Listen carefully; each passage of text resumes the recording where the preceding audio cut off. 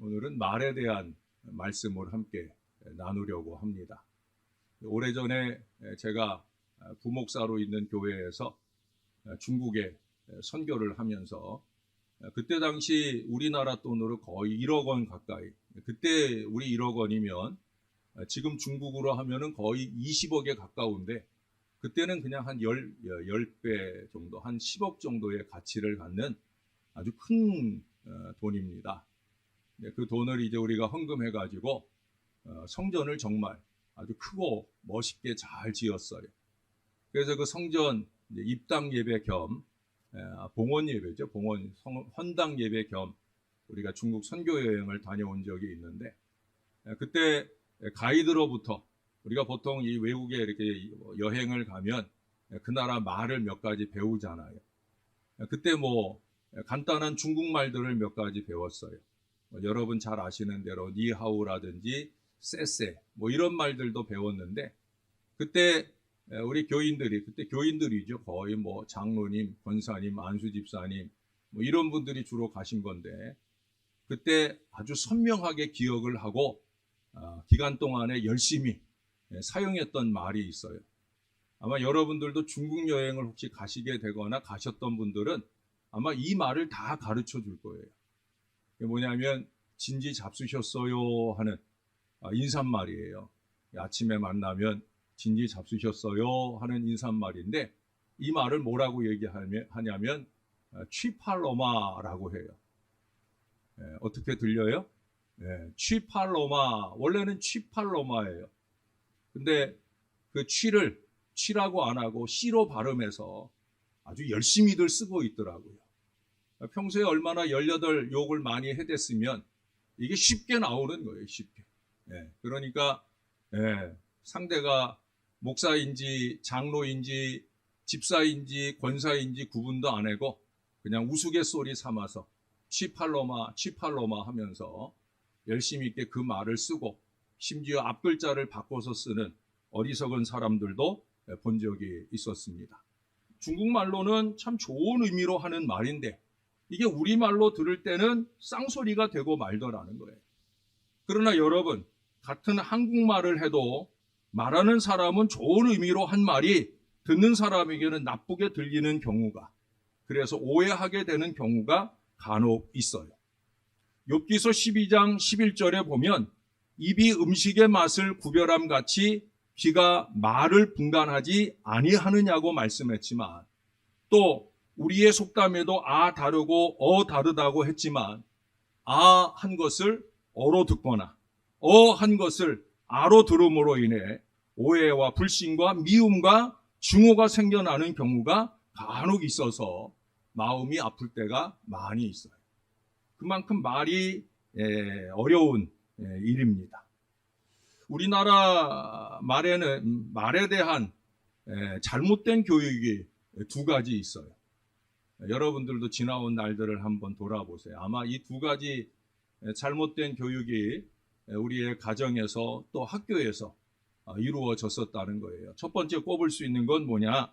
어린 시절에 말을 알아들을 무렵에 우리 부모님들이 아이가 말을 안 듣거나 하면은 쟨 도대체 누구 닮았나 하면서 덧붙이는 말이 있어요. 무심코 이 말을 해요. 어떤 말을 해요? 너 다리 밑에서 주워왔다고.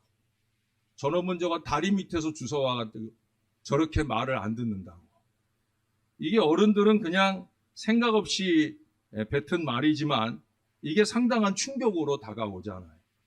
저희 집은 우리 형님은 어머니를 많이 닮았고 저는 아버지를 많이 닮았어요. 근데 우리 동생은 반반 닮았어요. 반반 닮았다는 건 어떻게 보면은 아무도 안 닮은 것처럼 보이기도 합니다. 그러니까 삼형제 중에 자연히 그 말을 제일 많이 들었어요. 이게 어른들은 농담으로 한 말이고, 또 뭐 잘 아시는 대로 우리 어른들 입장에서야 뭐 어머니 다리 아래로 아이가 태어나니까 이제 그런 의미로 말하는 것이긴 하지만, 그래도 아이 입장에서는 그 다리가 사람의 다리인지 오묘코 다리인지를 모르기 때문에 때로 엄청난 충격이 아닐 수 없는 거예요. 그렇잖아요. 친부모인 줄 알았는데 남이라는 거죠. 우리 집인 줄 알았는데 남의 집이라니 그 마음이 어떻겠어요. 저는 그 비슷한 경험을 어린 시절에 한 적이 있어요. 뭐냐면 어렸을 때 아버지께서 당신의 혈액형은 AB형이라고, 어머니는 B형이라고 그러셨어요. 근데 제가 학교를 가가지고 혈액형 공부를 하는데 AB형하고 B형하고 결혼을 하면 태어날 수 있는 혈액형은 세 가지예요. A형이거나 B형이거나 AB형이거나. 근데 저는 O형이거든요. 네. 그러니 제가 얼마나 큰 고민이 되겠어요. 형과 아우는 둘 다 B형이니까 자연히 어머니 아버지의 자식이 맞는데 나는 O형이니까 닮기는 내가 아버지 닮은 것 같은데 왜 나는 O형일까? 왜 AB형과 B형 사이에 태어날 수 없는 내가 태어났을까? 내가 나무집에 사는 거든지 아니면 부모님 두 분 중에 한 분은 이 혈액형을 잘못 알고 있는 게 아닌가? 그래서 사실은 후자 생각을 하기가 쉽지 않잖아요. 왜? 그분들은 이미 연세가 많으시니까. 근데 나중에 다행히 범인이 아버지시더라고요. 아버지가 혈액형이 B형이신데 이걸 AB형으로 오랫동안 잘못 알고 계신 거예요. 그래서 B형과 B형이 결혼하면 B형인 형제들이 태어나거나 O형인 제가 태어나는 것을 나중에 밝혀지기까지 저는 심각한 고민 중에 살았었거든요. 다리 밑에서 주워왔다 하는 이 말이 아이에게는 심각한 고민에 빠지게 할 뿐 아니라 얼마 후에 그게 그냥 거짓말이다라는 사실을 알게 되면서부터 어쩌면 우리는 아이에게 거짓말 교육을 시켰다 하는 사실을 인정해야 할 거예요. 아이들에게 약을 먹일 때에도 약을 이거 달아 그러면서 아이들에게 약을 먹일 때도 있잖아요. 밥을 먹일 때나 반찬을 먹일 때에도 마찬가지. 저도 가끔 조카들이 오면 조카들 밥 먹일 때 밥 먹이는 게 힘드니까 아이들의 질투심을 유발하잖아요. 그럼 이거 언니 준다. 그럼 이거 동생 준다. 사실 안 그럴 거면서 의도치 않은 어리석은 거짓말로 아이들에게 음식이나 약을 먹게 할 때가 많아요. 그리고 약을 먹어본 아이는 또 속았다는 생각을 할 수밖에 없게 되어지는 거죠. 참 거짓말 교육을 잘하는 그런 문화가 우리의 안타까운 문화가 아닌가 하는 생각을 합니다. 한 가지 얘기는 잘 아는 얘기니까 지나가겠어요. 목욕탕에서 많이 하는 얘기죠. 시원하다. 세상에 믿을 놈 하나도 없다. 그런 얘기. 여러분, 은연중에 우리는 이처럼 거짓말에 생활화 교육을 시키고 있다 하는 생각이 들게 되어집니다. 성경은 천국에 제일 안 어울리는 사람으로 첫 번째 꼽는 사람이 거짓말하는 사람이에요. 요한계시록이라든지 또 최근에 본 우리가 여러 예언서들을 보면 천국에 어울리지 않는 사람들을 꼽을 때 살인하는 사람이나 강도짓 하는 사람이나 이런 여러 가지 사람들보다 제일 먼저 꼽는 게 뭐예요? 거짓말하는 사람이에요. 거짓말하는 사람. 그것을 생활화할 뿐 아니라 특별히 자식에게까지 그 거짓말을 생활화, 교육시키는 어리석음이 우리들에게 있기도 하다는 거예요. 어려서부터 우리의 말에 관한 교육에 문제점이 있음을 인정할 수밖에 없습니다. 이것에 대한 변화를 추구할 수 있어야 됩니다. 어떤 말을 하느냐와 함께 어떤 말을 듣느냐 하는 것이 아주 중요하거든요. 우리 아이들에게 어떤 말을 들려주느냐 이것이 참 중요하다는 거예요. 여러분들은 아이들의 신앙과 삶에 유익한 언어들을 들려주고 계십니까? 내가 우리 아이들에게 이 말을 하면 우리 아이들의 신앙이 무너질 텐데 하는 생각을 과연 하면서 잘 말하고 계시느냐는 거예요. 무너진 아이들의 신앙을 복돋아 줄 수 있는 지혜로운 믿음의 부모들이 될 수 있어야 된다는 거예요. 두 번째입니다. 저도 원치 않는 이 비교를 하게 돼서 대단히 죄송한데 이웃나라 일본의 초등학교 교과서 얘기입니다. 아마 여기에도 우리 어르신들 중에는 그 교과서를 배우신 분들도 기억나시나 모르겠어요. 그 교과서에는 이런 내용으로 시작을 한다고 합니다. 아침에 일찍 일어났다. 이부자리를 갰다. 부모님께 인사를 드렸다. 학교를 가다가 친구를 만났다. 즐겁게 인사를 나누었다. 학교에 가서 선생님을 만났다. 선생님께 공손히 인사를 했다. 학교에 들어가서 처음 글자를 배우고 나서 처음 배우는 내용이 어떤 내용들이 많아요? 인사를 했다는 거죠. 부모님께나 친구들에게나 선생님에게 인사하는 거. 자기 이부자리는 자기가 겠다. 여러분 일본에 혹시 가보시게 되면 아니면 국내에서도 일본 사람들을 만나면 제일 많이 쓰는 단어가 뭐냐면 스미마셍이에요. 스미마셍을 할 때는 이 사람들은 계속해서 고개를 숙여요. 물론 때로는 너무 형식적이거나 가식적이지 않는가 하는 생각이 들 정도로까지 그 사람들은 그렇게 예의 바르고 친절하며 자기 일을 스스로 하도록 중요한 영향을 미치고 있는 그 교육이 초등학교 때부터 되고 있다 하는 그런 생각을 할 수밖에 없다는 거예요. 그에 비하면 우리나라 교과서, 여러분 초등학교 들어가서 처음 교과서의 내용이 뭐예요? 예? 기억나세요? 철수야 놀자, 영희야 놀자, 바두가 너도 나와서 놀자. 맨 놀자판이에요. 조금 잘하면 노세 젊어서 노세 하면서 교과서가 조금 바뀌기는 해서 다행입니다만은 시작부터가 다르지 않는가 하는 생각을 해요. 과연 우리는 우리 아이들의 자라기 시작하는 때 어떤 언어들을, 특별히 믿음의 부모로서 어떤 신앙의 언어들을 남겨야 되겠느냐는 거예요. 말은 씨가 되기 때문에 그래요. 잘 말하는 것, 잘 듣는 것, 이 두 가지가 정말로 더 중요한 거예요. 우리가 말을 할 때에는 참으로 신앙적이고 지혜로운 언어로 말할 수 있도록 늘 기도로 잘 다듬어 가야 할 거예요. 또 듣는 사람으로서는 긍정적이고 신앙적으로 듣기 위해 노력을 해야 됩니다. 왜냐하면 이 말이라고 하는 것은 잠언서 15장 1절에 보면 분노를 쉬게 하기도 하고 때로는 노를 격동하게 하기도 한다는 말을 해요. 그래 유대인들의 그 탈무드에 보면은 이런 얘기가 있어요. 왕이 두 광대, 궁궐 안에서 늘 흥을 돋구는 일을 하는 두 광대를 불러가지고 각기 숙제를 줍니다. 한 광대에게는 너는 세상에 나아가서 세상에서 가장 악한 것을 좀 가져와라. 또 다른 광대에게는 너는 세상에 나가서 가장 선한 것을 가져오거라. 둘이 각기 나갔어요. 그리고 세상에서 가장 악한 것과 세상에서 가장 선한 것을 각기 가져왔어요. 한 광대가 자기가 구해온 악한 것을 상자에 가져와 가지고는 왕 앞에서 그 상자를 열어 보였어요. 무엇이 들어있을까요? 혀가 들어있답니다. 세상에서 가장 악한 것은 혀라는 거예요. 이 혀가 생각 없이 우리로 하면은 신앙 없이 그렇게 함부로 쏟아놓으면서 온갖 악을 자행한다는 거죠. 다른 한 광대가 세상에서 가장 선한 것을 상자에 담아와서 역시 상자의 뚜껑을 열었어요. 뭐가 들어있을까요? 혀가 또 들어있더라는 거예요. 여러분, 욥기서 4장 4절은 말씀합니다.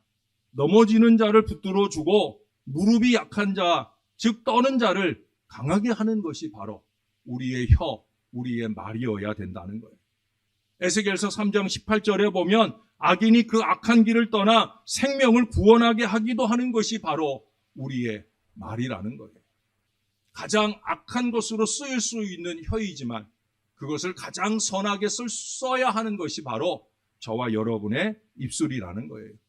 특별히 오늘 본문이 있는 이 잠언서 마지막 31절, 32절만 이 시간에 보았지만 여러분 집에 가셔서 1절부터 한번 쭉 읽어보세요. 이 10장에는요, 말에 대해 그것도 의인과 악인의 말에 대해서 비교하는 언급이 많이 있어요. 중요한 결론은 이제 마지막 30절, 31절인 듯 싶어서 이 말씀을 함께 보게 되어집니다. 자, 한번 다시 읽어드릴게요. 의인의 입은 지혜를 내어도 패역한 혀는 배임을 당할 것이니라. 의인의 입술은 기쁘게 할 것을 알거늘 악인의 입은 패역을 말하느니라. 패역을 말하고 배임을 당할 입술이 있는가 하면 지혜를 말하고 기쁘게 하는 말을 하는 그런 입술이 있을 수 있다는 거예요. 저와 여러분은 어떻게 쓰이기를 원하는가? 우리가 예수 그리스도를 믿음으로 예수를 믿으면 다 의인이에요. 정말 믿음으로 의인이 되었다라고 하면 여기 각절에 후자의 말이 어울리는 사람이 아니라 전자의 말이 어울리는 사람이어야 된다. 우리의 입은 지혜를 내야 하고 기쁘게 할 것을 말할 수 있어야 된다는 거예요. 좋지도 않은 머리로 오해나 하고 트집 잡고 시비 걸고 하는 말들을 하는 것이 우리 믿음의 사람들에게 어울리는 말이 절대 아니라는 거예요. 철학자 피타고라스는 혀에 의한 상처는 칼에 의한 상처보다도 더 무섭다. 칼은 육체에만 손상을 입히지만 혀는 육은 물론이고 영을 다 상하게 한다라고 말했습니다. 가끔 제가 쉽게 던진 말 한마디에 제 아내가 토라져 버릴 때가 있어요. 저도 어리석다 보니까 그렇게 잘못 말해서 우리 아내의 마음을 상하게 할 때가 있어요. 때로는 미안하다고 용서해 달라고. 근데 그럴 때면은 그냥 용서해 주면 좋은데 또 아내도 토라진 마음이 있다 보니까 그 마음으로 툭 한마디 던지잖아요. 그러면 제가 일부러 그래요. 상처. 그럴 때가 있어요. 근데 사실은 제가 받은 상처보다도 저는 그냥 우스개 흉내로 하는 말이지만 우리 아내가 받은 상처가 더 많을 거예요. 그래서 제가 존경하는 가정사역자 목사님 가운데 입술에 30초가 마음에 30년 된다 하는 그런 책을 쓰신 분이 있어요. 아주 얇은 책이에요. 입술에 30초가 마음에 30년 된다. 가정사역 하시는 분이니까 가정 안에서 가정에 관한 그런 말씀에서 강조된 이야기입니다. 부부간의 나눔이나 다툼이나 파경이 30초도 안 되는 순간에 몇 마디 말로부터 시작된다는 거예요. 그것이 30여 년간 다른 생활 구조와 습관과 생각으로 살아왔는데 그게 잘 조화가 안 된다고 해서 어느 한쪽이 툭 던져놓으면 그걸로 남은 30년의 세월 동안 응어리로 자리 잡게 되어진다는 거예요. 부부가 함께 잠시 갈등하는 순간에 역시 피는 못 속여? 그 피가 어디 가겠어? 라고 모독적인 말을 한쪽에서 내뱉어요. 다른 한쪽은 어떻게 받겠습니까? 당신 피는 어떻고? 라고 하면서 응대를 하게 됩니다. 그렇게 한마디씩 주고받은 말을 시작으로 피비린내 나는 전쟁이 시작되는 거죠. 서울시에 있는 남편과 아내, 기혼자 400명을 대상으로 배우자에게 가장 듣고 싶은 말, 듣기 싫은 말을 조사한 내용들이 있어요. 제가 간단하게 여러분 그냥 참고로 들으시라고. 남편이 듣기 싫어하는 말. 남편이 듣기 싫어하는 말이니까 아내들 귀담아 들어주세요. 당신이 뭐 하나 제대로 하는 게 있어요? 당신네 집안이 다 그렇지 뭐. 돈도 제대로 못 벌어다 주면서 왜 큰 소리만 쳐요? 허풍 좀 그만 떨어요. 옆집 아무개 아빠 좀 보세요. 사실은 더 많은데. 자, 그러면 아내가 듣기 싫어하는 말은 뭘까? 아무것도 모르면 가만히 있기나 해. 다른 여자들 하는 것 좀 배워봐. 하루 종일 집에서 뭐 하는 거야? 거울 좀 봐라, 거울 좀. 이게 제일 싫어하는 말이라는 거예요. 자, 그럼 반대로 우리 남편이 듣고 싶어 하는 말은 뭘까? 우리 아내들이 잘하기 쑥스러워하는 말이 첫 번째라는 거예요. 여보, 사랑해요 라는 말이에요. 다시 태어나도 당신밖에 없어요. 당신만 믿어요. 이런 말들을 듣고 싶어 한다는 거예요. 뭐 아내들도 마찬가지예요. 첫 번째 말은 뭐예요? 무뚝뚝한 우리 남편들에게 듣고 싶어 하는 가장 좋은 말. 여보, 사랑해. 당신은 갈수록 예뻐지는 것 같아. 당신 안 만났으면 난 아마 지금쯤 큰일 났을 거야. 하는 이런 말들을 듣고 싶어 한다는 거예요. 물론 듣고 싶어 하는 말 다 해주기 쉽지 않은 현실을 살고 있지만 그래도 여러분, 말 한마디가 천냥빚을 갚기도 하지만 또는 천년빚을 지기도 한다는 사실을 우리는 기억해야 합니다. 어떤 경우는 빚을 갚으려고 한 말이 듣는 이의 오해로 인해 더 큰 빚을 만드는 안타까운 경우가 있기도 합니다. 뒤집어 놓고 생각하면 얼마나 답답하겠습니까? 나는 전혀 그런 뜻이 아닌데 상대가 자기 마음대로 오해하고 해석하고 부정하는 경우가 많다는 거예요. 특히도 저는 여러분들에게 자주 강조하잖아요. 신앙이라고 하는 건 오해가 될 수 있는, 오해에서 세 가지 해로운 생각, 육신적이고 세상적이고 이기적인 또는 과거지향적인 이 생각을 빼버리면 비로소 이해가 되는데, 우리는 자꾸 육신적이고 세상적이고 이기적인 생각에 머물러 있다 보니까 충분히 이해가 될 일들이 자꾸 오해로 끝나는 어리석음을, 아니 오해를 조장하기도 하는 어리석음을 범할 때가 많이 있다는 거예요. 여러분, 말을 잘 할 줄도 알아야 되지만 듣기도 잘 들어주어야 된다는 거예요. 어느 마을에 두 개의 슈퍼마켓이 있어요. 나란히 있어요. 근데 가까이 있는 두 개의 슈퍼마켓 중에 한쪽은 잘 되고 한쪽은 안 되는 거예요. 그래, 안 되는 슈퍼마켓의 사장님이 다시 좀 더 슈퍼마켓을 리모델링을 했어요. 좀 더 넓히고 주차 구간도 더 돈을 들여 확보도 하고 또 단장도 새로 하고 그렇게 최신 시설로 그렇게 수리를 했어요. 근데 여전히 고전을 면치 못하는 거예요. 그래서 이 사장님이 도대체 어떤 차이가 있길래 이렇게 차이가 날까 하는 생각에 조용히 정탐을 갔어요. 근데 아무리 봐도 자기네 슈퍼가 더 나은 것 같아요. 근데 딱 한 가지 차이가 있더라고요. 그 차이는 뭐냐면요, 계산대에 있는 그 여직원의 마지막 말에 차이가 있어요. 자기네 집 여직원은 그 격리 여직원은 물건을 갖고 이렇게 계산을 하러 오면 이게 전부예요? 라고 묻는 거예요. 그런데 그 잘 되는 슈퍼마켓의 여직원은 더 필요한 건 없으신가요? 라고 묻더라는 거예요. 우리가 듣기에는 그 말이 그 말인 것 같잖아요. 근데 자기네 가게에 오는 손님들은 이게 전부인가요? 하면 예 하고 물건 계산하고 나가는데, 이 슈퍼마켓에 온 손님들은 더 필요한 거 없으세요? 라고 물으니까 잠깐 한 번 더 생각하고는 필요한 거, 잊었던 물건을 더 사려고 하는 것을 수차례 목격을 하게 되더라는 거예요. 한마디 말의 차이가 나타나는 엄청난 결과를 실감했다라는 얘기를 제가 읽어보았습니다. 저를 비롯해서 모든 분들이 이처럼 말조심을 실감하면서도 마음처럼 잘 안 되는 그런 경우가 많이 있죠. 위대한 사도 주의 형제 야고보도 야고보서에서 온갖 짐승이나 새나 벌레나 특별히 해물까지도 다 길들일 수 있으나 길들일 수 없는 것 한 가지를 꼽아요. 아까도 제가 말씀드린 것처럼 혀는 길들일 재간이 없다라고 고백을 합니다. 혀는 정말 길들일 재간이 없어요. 내 마음, 내 생각과 다른 말이 어느 순간에 툭 튀어나와요. 거기에 감정이 더해지게 되면 주체할 줄 모르고 이건 정말 조금만 지나고 나면 후회할 말들이 쏟아지는 어리석음을 범할 때가 많이 있다는 거예요.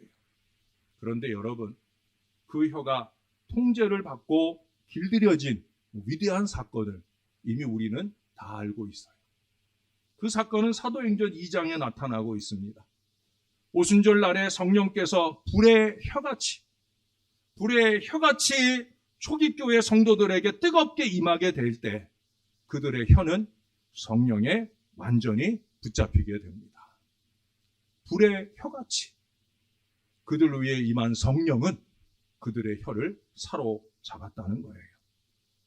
그들의 혀는 자기들이 생각지 않은 언어로 말하는 방언으로 이상한 언어를 쏟아내기 시작할 뿐 아니라 이전에는 중상하고 비방하고 예수를 부인하고 서로 자기가 잘났다고 으뜸이 되겠다고 교만하여 싸우던 그 혀가 이제는 하나님을 찬미하고 하나님을 증거하는 겸손한 새 입술로 변화가 되었다는 거예요. 예수님을 힘있게 증거하는 아름다운 혀로 변화되었다는 거예요. 상처를 주기보다는 상처를 치유하고 용서하고 용납하는 노력들이 그들의 입술에서 일어나게 되었다는 거예요.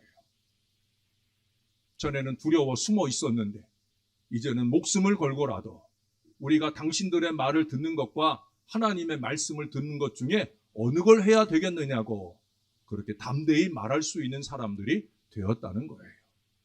사람들이 말하는 것, 넣어준 말을 말하는 인생이 아니라 하나님이 말씀하시는 말을 말할 수 있는 사람으로 변화되는 역사, 그것은 성령의 충만을 통해 이루어지게 되었다는 거예요.